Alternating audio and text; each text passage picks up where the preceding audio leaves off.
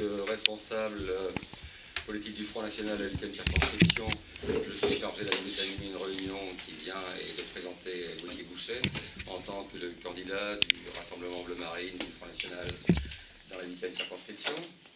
Vous êtes tous de Saint-Nazaire ou correspondants à Saint-Nazaire, donc vous connaissez Gauthier Bouchet, qui fait un travail déjà au conseil municipal de Saint-Nazaire depuis 2 ans.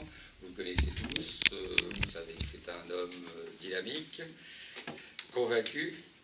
Écoutez, je peux m'arrêter là. Je pense que Gauthier a des... Si vous voulez questionner le nom, Gauthier a son nom. Bien, merci à toutes et tous pour votre venue. C'est donc aujourd'hui, comme l'indiquait Jean-Claude, d'une part notre conférence de presse de présentation de la campagne législative et la première réunion publique de cette campagne législative. Je serai donc, comme il a été annoncé depuis quelques semaines déjà, le candidat du Front National et de Marine Le Pen dans cette 8e circonscription qui est à la fois, vous le savez, nazérienne, mais également estuarienne, avec aussi un petit bout de la Brière et un petit bout du Sillon, une circonscription assez large. Un territoire où nous envisageons très probablement non seulement un score élevé, mais également une victoire, et je voudrais préciser ça en introduction. Si je vais au combat avec Lydia, que je présenterai dans quelques minutes, et aux côtés de mes camarades, dont Jean-Claude Blanchard, ici présent, c'est pour gagner. C'est pour être élu député et demain représenter les miens à l'Assemblée nationale, les défendre leurs intérêts d'abord. Et en cela, je ne fais pas une candidature de figuration. Et en cela, je ne crois pas que le Parti socialiste ait une victoire automatique parce qu'il croit peut-être qu'il tient là un bastion depuis des décennies, voire un siècle. Moi, je ne crois pas que le Parti socialiste gagnera cette élection. Et je pense surtout qu'il ne doit pas la gagner parce qu'il a suffisamment trahi ses électeurs, ceux qui croyaient en lui, notamment ces dernières années. Alors, je ne vais pas être très long, mais cette première réunion publique, qui sera suivie d'autres réunions d'ici les semaines qui viennent, jusqu'au premier tour de l'élection législative, cette première réunion, ce sera l'occasion, au-delà du fait de défendre naturellement un programme qui est un programme national, qui est dans la continuité logique des 144 engagements de campagne de Marine Le Pen qui avaient été pris durant l'élection présidentielle, c'est aussi l'occasion, me semble-t-il, de mettre en avant un certain nombre de thématiques locales. Puisque si je suis candidat dans la 8e circonscription, je serai bien sûr député de la nation, mais j'aurai aussi à cœur localement de défendre certains projets, certains sujets, y compris des sujets qui ne concernent pas stricto sensu la 8e circonscription. Je m'alarme par exemple du sort qui est actuellement fait à la centrale thermique de Cordemais, qui est une installation limitrophe de notre territoire, dont je sais que s'il y a fermeture, il y aura demain un impact sur le plan de l'emploi au niveau de notre bassin d'emploi nazérien. Je m'inquiète bien sûr du projet qu'ont mes adversaires, au premier rang duquel Lauriane Deniau, qui représente le Parti socialiste, d'avoir finalement une approche de l'élection qui est très verticale. Moi, je trouve que Mme Deniau, très loin de faire la politique par le rassemblement, comme elle l'indique, très loin de faire de la politique par l'écoute, par la concertation, je trouve qu'elle est très verticale. Je trouve qu'elle est très doctrinaire, comme elle le prouve au conseil municipal de Saint-Nazaire. Et finalement, c'est à la fois, Mme Deniau, me semble-t-il, à la fois l'annexe de M. Sanzin, maire de Saint-Nazaire, et puis aussi le faire-valoir local de M. Macron, puisqu'elle a appelé clairement à voter pour M. Macron. M. Sanzin, lui, l'a fait dès le premier tour, elle a au moins attendu le deuxième tour, mais pour moi, tout ça se... Voilà, donc j'aurai à cœur de défendre un certain nombre de sujets locaux que je préciserai bien sûr à la fois dans le cadre de mes réunions publiques et puis aussi dans le cadre de la communication numérique qu'on va entreprendre sur mon site internet, sur les réseaux sociaux, etc. Vous savez, je le pense, que je suis actif sur ces réseaux, donc il sera facile à ceux qui veulent voter pour moi, et même ceux qui, après tout, sont simplement curieux, de suivre notre actualité, nos positions. Et ce combat se mènera également en complémentarité et en équipe avec Lydia Poirier qui est ici présente. Lydia est conseillère municipale de Trignac. C'est une personnalité connue dans sa commune, c'est une personnalité appréciée dans sa commune. C'est, je pense, le visage, un des visages du renouveau en politique. non seulement par son jeune âge, mais aussi la manière dont elle appréhende les thématiques du quotidien. Voilà, c'est un peu le visage du patriotisme que nous voulons incarner et représenter dans la région, un patriotisme qui soit humain, qui soit social, un patriotisme populaire. Vraiment prendre en compte les aspirations du peuple, et notamment des plus fragiles. Je pense que Lydia, de par son parcours politique professionnel, représente bien cette fibre-là, en quelque sorte. Et je suis donc très honoré et très fier de faire équipe avec elle. Ce n'est pas simplement, ce n'est pas finalement qu'un ticket politique. C'est véritablement non seulement probablement le binôme le plus jeune du département, et j'attire votre attention là-dessus, mais c'est aussi montrer concrètement qu'il y a chez nous une méritocratie populaire. Voilà. Nous sommes méritocrates, mais nous sommes aussi pour la méritocratie populaire. Mettre en avant nos éléments les plus brillants de toute catégorie sociale, c'est très important pour nous parce que nous montrons ainsi que nous représentons véritablement le parti du peuple. Et je laisse à Lydia la parole. Oui, eh bien, moi aussi je suis très honorée de partir à tes côtés, voilà. Même si j'ai été assez contente, mais aussi assez surprise, parce que c'est vrai que on n'aurait pas pensé à moi tout de suite. J'étais très contente de pouvoir partir. C'est vrai qu'on fait un binôme jeune, dynamique, on est patriotes, on est tous les deux peut-être connus dans nos communes respectives. On a tous les deux un parcours assez dynamique, on est partis très jeunes. Après, moi aussi, je pars assez confiante parce que je pense qu'on a du boulot, c'est sûr, surtout sur le terrain. Mais on est aussi des gens qui sont connus sur le terrain et on est connus pour ça. Travailler beaucoup sur le terrain, pas toujours à vendre du papier, mais nous, on est là aussi pour parler avec les gens directement, que ce soit dans les lieux qu'on peut fréquenter, parce qu'en tant que personne jeune, on fréquente beaucoup de lieux de jeunesse, et on apprend aussi que les jeunes ne s'intéressent pas forcément à ces élections-là, les élections des législatives. Et c'est bien aussi de pouvoir leur en parler et de leur dire, voilà, c'est aussi des élections hyper importantes, alors qu'eux ont un regard un peu plus léger là-dessus, faut être honnête. Et c'est vrai que moi, de par mon entourage, que je vois dans mes activités sociales, j'ai beaucoup parlé de ce côté-là, de ces candidatures-là, qui n'étaient pas très connues par la jeunesse, on va dire qui prennent ça vraiment à la légère. Et je trouve ça bien de pouvoir mettre un point là-dessus, de dire, voilà, nous aussi on est jeunes, mais on se présente, et c'est bien aussi de faire connaître ça à une catégorie d'âge qui fréquente beaucoup moins ce genre de campagne. Je suis obligé d'ailleurs de dire le principal, c'est que, même si ce n'est pas le sujet de cette réunion aujourd'hui, il y a naturellement cette élection à Trignac que je souhaite, cette élection partielle, et je souhaite vivement, parce que cette ville le mériterait, que Lydia et son équipe, mais Lydia notamment, soit réélue au conseil municipal à l'issue de l'élection partielle qu'il y a eu. Et voilà, il y aura donc, alors sans préciser le calendrier complet de ma campagne, il y aura donc quelques moments forts. Je présenterai demain sur Internet mon équipe de campagne, donc demain 17 mai. Et puis, après-demain 18 mai, je présenterai aussi, ce qui était peut-être un petit peu nouveau pour nous, mais nous estimons qu'il est important de le faire, ma déclaration de patrimoine. Puisque Lauriane Degnaud l'a fait il y a quelques semaines, c'est légitime de sa part. Elle l'a fait, je pense, d'une manière assez politicienne finalement, en jugeant qu'elle pourrait ainsi piéger ses autres adversaires, et notamment le Front National, qui, pense-t-elle, ne serait pas transparent ou honnête sur ce sujet. Je veux lui montrer qu'elle a tort et que je publierai donc cette déclaration le 18 mai prochain. Et chacun pourra voir que mon patrimoine est tout à fait modeste, qui est tout à fait ordinaire finalement. Et puis, s'agissant des réunions publiques, même si je ne vais pas tout détailler ce soir, il y aura une deuxième réunion publique mercredi 24 mai à Montoire de Bretagne, à la maison des associations de Gron, où nous aurons un invité important, la personne de Gilles Le Breton, qui est notre député de l'Ouest au Parlement européen. Nous apprécions beaucoup Gilles, c'est une figure qui est connue de nos militants à Saint-Nazaire. Il est venu chaque année pour cette fête de l'industrie que nous organisons chaque été. Nous sommes heureux de pouvoir l'accueillir de nouveau d'ici une semaine. Voilà, et si vous avez des questions pour Lydia ou moi-même, je vous invite à les formuler. Est-ce que vous pouvez donner quelques éléments d'état civil? Quel âge vous avez? Où est-ce que vous avez fait votre scolarité? Si vous avez des enfants? Ah oui, bien. Voilà. Donc, eh bien, moi, je vais avoir 28 ans la semaine prochaine, le 25 mai pour être exact. Je suis née à Toulouse, en Haute-Garonne.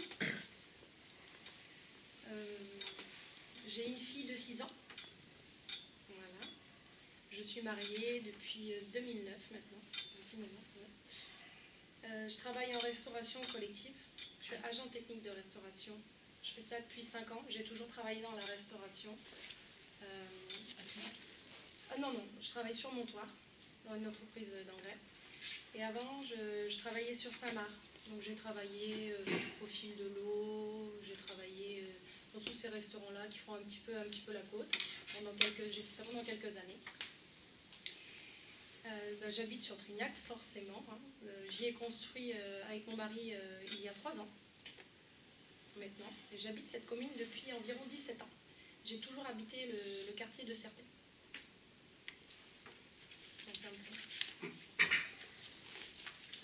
Donc moi, Gauthier Boucher, j'ai 29 ans. Je suis né à Nantes, mais j'habite à Saint-Nazaire, rue d'Ypres, dans le centre-ville. De formation, j'ai fait des études d'histoire jusqu'au doctorat. Donc j'ai fait mes études à l'université de Nantes avec un doctorat à la Sorbonne. Et je suis, comme vous le savez, très engagé en politique depuis l'âge de 20-21 ans à peu près. J'ai adhéré au Front National en 2007 et j'étais donc colistier de Jean-Claude aux élections municipales en 2014, en 3e. Donc j'ai été élu en 2014, également conseiller communautaire à la Carène, où j'espère d'ailleurs que Lydia me rejoindra le mois prochain. Et nous l'espérons. Réponse dimanche. Réponse dimanche. Et alors je suis aussi actif au niveau du Front National dans ce collectif qui s'occupe d'environnement, qui s'appelle le collectif Nouvelle Écologie, dont je suis le secrétaire général adjoint. Ça fait partie des choses qui m'intéressent, notamment les synergies entre industrie et écologie. Voilà, que dire de plus, je n'ai pas d'enfant, je suis célibataire. Qu'est-ce que vous faites comme métier? Alors je suis collaborateur d'élu à l'hôtel de région des Pays de la Loire. J'aide donc les élus à préparer... C'est quoi, assistant écoutez, c'est l'équivalent d'un assistant parlementaire, ouais. sauf que c'est pas au Parlement. Assistant. J'aide les élus à préparer les amendements, les commissions sectorielles, les commissions permanentes, etc. Et je le suis depuis que nous sommes élus, donc depuis 1 an et demi. En dehors des municipales, c'est la première fois que vous êtes candidat? Vous étiez candidat peut-être au départ? Oh non, j'étais souvent candidat.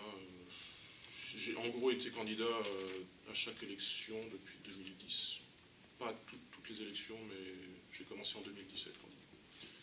À Saint-Nazaire et dans la région nazérienne, j'ai donc été candidat en 2014 à municipal, en 2015 dans le premier canton de Saint-Nazaire avec Stéphanie Sutter. Au régional, je n'étais pas candidat puisque j'étais directeur adjoint de campagne de Pascal Gana. Et je suis donc candidat en 2017 à la législative.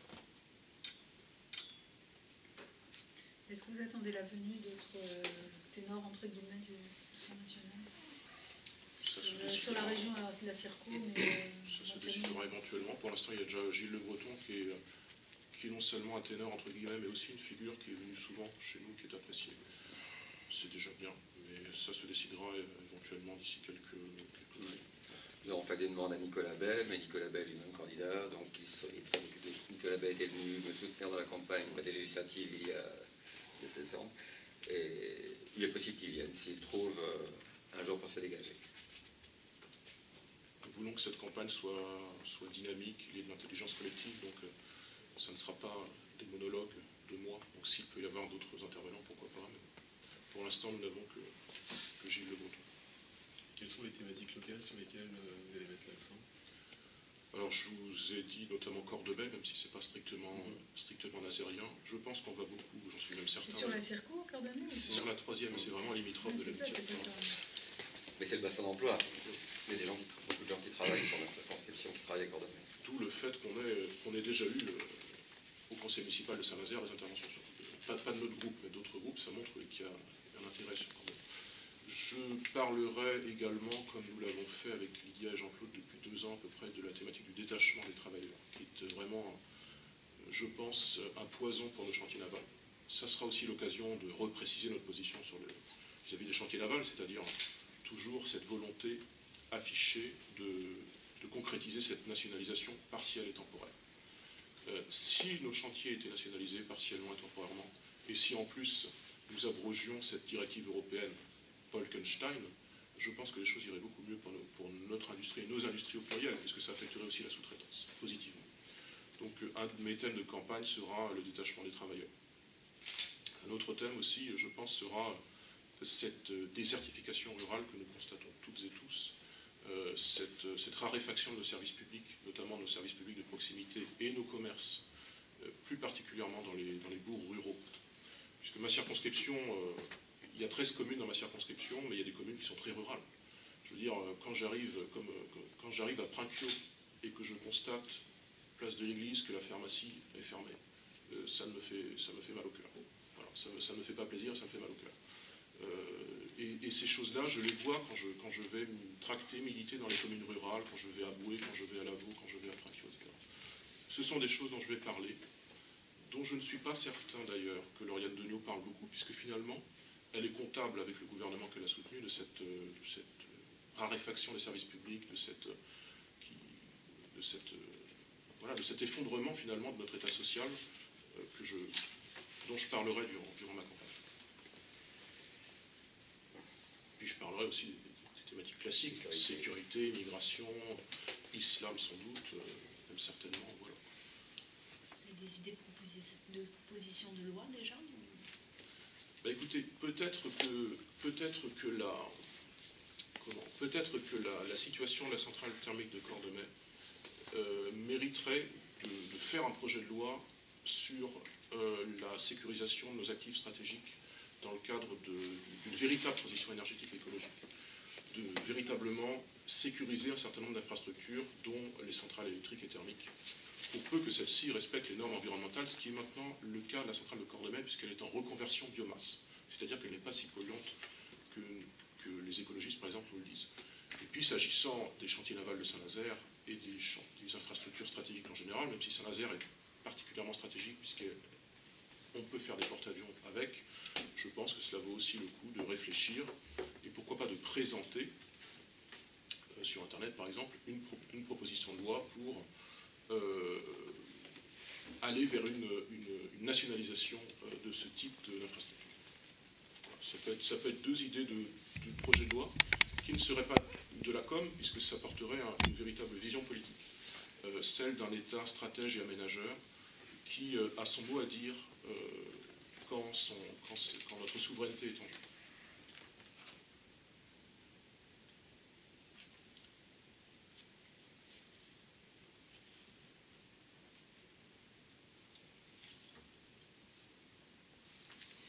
Voilà, si vous avez d'autres questions.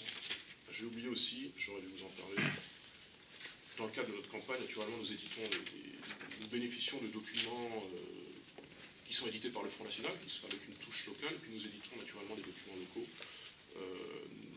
Le premier de nos tracts locaux sera distribué à partir de demain. C'est un tract classique qui présente en quelque sorte une profession de foi, avec différents engagements de campagne, et puis au verso, qui sont mes premiers soutiens. Jean-Claude, ici présent, présidera mon comité de soutien, et je m'honore, par exemple, d'avoir le soutien de l'ancien secrétaire départemental de Debout la France, qui montre ainsi que nous sommes dans le rassemblement des patriotes. Donc ce tract, nous l'avons imprimé, nous le distribuerons à partir de demain dans les boîtes. Et en parlant de patriote, vous vous positionnez comment par rapport à l'association que vous avez créée avec Florian Philippot? Bah écoutez, dans ces, je ne vais pas dire dans ces querelles, mais dans ces sensibilités d'appareil, j'ai toujours été neutre. Non seulement je suis neutre dans ce que j'affiche, mais dans ce que je pense. Parce qu'on ne fait pas le rassemblement si on n'est pas tous ensemble. C'est très Macron, ça. Comment? C'est très Macron. Oui, c'est très Macron, sauf que Macron, lui, le dit sous la forme de lieu commun. Moi, je le dis avec un raisonnement politique. On ne fait pas le rassemblement si on ne va pas de Nicolas Dupont-Aignan aux identitaires qui travaillent avec nous. Et en prenant tout le spectre et en travaillant avec toutes les sensibilités. Florian Philippot s'incarne de manière... il fait partie de ces sensibilités, c'est un souverainiste, c'est un patriote sincère et engagé. Je suppose que son initiative a, je ne peux pas en douter d'ailleurs, a l'assentiment de Marine Le Pen. Ce n'est pas pour ça qu'à titre personnel je la rejoindrai, parce que j'estime que ça serait de nature à troubler le message d'unité et de rassemblement qui doit être le nôtre, alors que nous abordons une campagne législative où nous cherchons prioritairement à obtenir des parlementaires pour ensuite défendre les Français. Ensuite viendra, d'ici quelques mois, l'an prochain, le temps d'un congrès qui désignera les grandes orientations politiques du Front National. Et ce sera l'occasion de discuter, mais avant c'est hors de propos, je trouve. Et puis par tempérament, moi je suis assez... par tempérament, je ne suis pas marionniste, philippotis, je suis assez central, je pense, dans ma vision du patriotisme et du Front National. En cas de victoire, vous restez à la mairie et à la Carène? Je sais pas. Bah écoutez, normalement oui. Se posera sans doute le problème pour le conseil communautaire en revanche. Je pense que ce ne serait pas très pertinent que je reste au conseil communautaire. Parce que là, ce serait vraiment un cumul, non que le conseil d'ailleurs se réunisse très souvent, il pourrait se réunir plus souvent, mais là ce serait un cumul, puis ça permettra aussi de faire entrer Stéphanie, dont nous espérions qu'elle puisse entrer au conseil communautaire à la séance du 5 mai dernier, et puis les socialistes ont raflé toute la mise. C'est ce qui est bien malheureux, et ce qui montre que M. Sanzin a une certaine vision de la démocratie représentative. Donc si je suis élu, je serai conseiller municipal, oui. D'opposition toujours, mais pas conseiller communautaire. Est-ce que 3 mandats, c'est trop? C'est trop, et puis c'est caricatural. Il faut que tu restes à la mairie pour avoir un ancrage local et ne pas se perdre dans la représentation nationale en oubliant les militants de terrain. Si vous voulez ma position philosophique quasiment, autant être député-maire n'a pas grand sens, puisqu'un député est un élu de la nation, alors qu'un maire n'est pas l'élu de la nation, c'est l'élu de sa commune. Donc être député-maire, c'est pour moi pratiquer ça peut conduire au clientélisme, parce que finalement, avec ses réserves parlementaires, par exemple, quelle commune on va aider? On va aider sa commune à soi, puis on va se garantir une clientèle électorale à peu de frais. Donc, être député-maire, ça n'est pas mon truc. Être député et conseiller municipal, ça n'est pas un problème. C'est, je pense, assez complémentaire, puisque je ne peux pas être un député hors sol. Je ne peux pas, demain, si je suis élu député, je le souhaite, habiter à Paris. J'habiterai toujours à Saint-Nazaire, je verrai toujours mes amis à Saint-Nazaire, je continuerai à mettre ce qui peut paraître peut-être un peu délirant, mais mettre des tracts dans des boîtes aux lettres, moi je continuerai à le faire de bon cœur. Parce que si je ne le faisais pas, j'aurais le sentiment finalement d'avoir recueilli la confiance et les suffrages des électeurs en leur disant, écoutez, merci pour votre vote, mais adieu. Je m'en vais, adieu. Et moi je ne peux pas, politiquement et affectivement, je ne peux pas faire ça. Voilà, j'ai un rapport à la politique assez affectif. Et il y a des choses que je fais, il y a des choses que je ne fais pas. Donc, député de la nation, si je suis député de la nation, je ne deviendrai pas parisien, soudainement. Je resterai nazérien sur place. Vous parlez de Lauriane Deniau, mais les autres candidats qui se présentent comme alternative à Lauriane Deniau, vous en pensez quoi? Écoutez, j'en pense à peu près la même chose. Alors, si on est rationnel, on peut se dire que Lauriane Deniau n'a aucune chance parce que, même si par magie, elle doublait les voix que M. Hamon a recueillies, par exemple, elle ne serait même pas sûre de se qualifier au second tour. Je vois vraiment pas pourquoi elle doublerait ses voix par magie. Pas forcément un report systématique entre la présidentielle et les législatives. Oui, en plus. Il est possible que... Là, elle a fait 5700 voix. Il est probable qu'elle ne fasse pas 5700 voix. Mais pour être qualifié, il leur faut 13-14 000. Et puis en plus, c'est la dispersion de la gauche avec Europe Écologie Les Verts et le Parti radical de gauche, plus France Insoumise. Donc, rationnellement, il ne paraît pas très logique de parler de Lauriane Deniau. Mais politiquement, Lauriane Deniau, c'est quand même la marque du socialisme nazérien. C'est quand même la marque de cette croyance mystique dans le fait que les socialistes sont comment dirais-je, gouvernent de droit divin ici. Et que l'intercommunalité, que les différentes communes, que la députation, ça leur revient. Et on se demande même pourquoi est-ce qu'on ferait une élection après tout. Moi je combats cette vision des choses. Je combats aussi, plus spécifiquement concernant Lauriane Deniau, le fait qu'elle soit une socialiste doctrinaire. Qu'elle soit vraiment... elle a fait le choix de M. Hamon. Elle s'est trompée sur toute la ligne, puisque M. Hamon a fait 8% à Saint-Nazaire. Ça montre quand même que Lauriane Degnaud n'est pas n'importe quel socialiste. Et je mettrai cela en avant durant ma campagne. Alors c'est pour ça que je parle de manière un petit peu... c'est pas que je la mets en avant d'ailleurs, mais je parle plus d'elle, parce qu'elle mérite qu'on parle d'elle. Elle mérite que l'on sache qu'est-ce qu'elle a derrière la tête, qui sont ses équipes, quel est son projet pour la circonscription. Même s'il y a d'autres candidats, dont j'observe d'ailleurs qu'ils sont très divisés. France Insoumise, il sera en concurrence avec le Parti communiste. La droite, elle n'existe pas. C'est même inutile d'en parler, elle ne sera pas au deuxième tour, chacun le sait. Et puis, les écologistes, le Parti radical de gauche, ils vont faire la figuration. Alors ensuite, il y a Macron, qui, même localement, prouve qu'il est un produit marketing, puisque nous avons une jeune femme qui sans doute a bien des qualités, mais qui est vraiment une novice en politique, qui, je crois, ne va pas raisonner en termes politiques, qui va faire uniquement de la com, qui va être dans les apparences, mais qui quand même, pour essayer de se ménager un peu la droite, a choisi de faire équipe avec Pierre-Yves Vincent, qui est un conseiller municipal, et qui pour le coup, lui, est un vieux routier de la politique. Tout cela est un attelage un petit peu précaire, et je me félicite qu'en face, au Front National, nous ayons un attelage solide et un attelage jeune, puisque ce sera Lydia et moi-même. Il me semble que ma candidature, face à Macron et face à Lauriane Degnaud, paraîtra beaucoup plus solide, si vous voulez.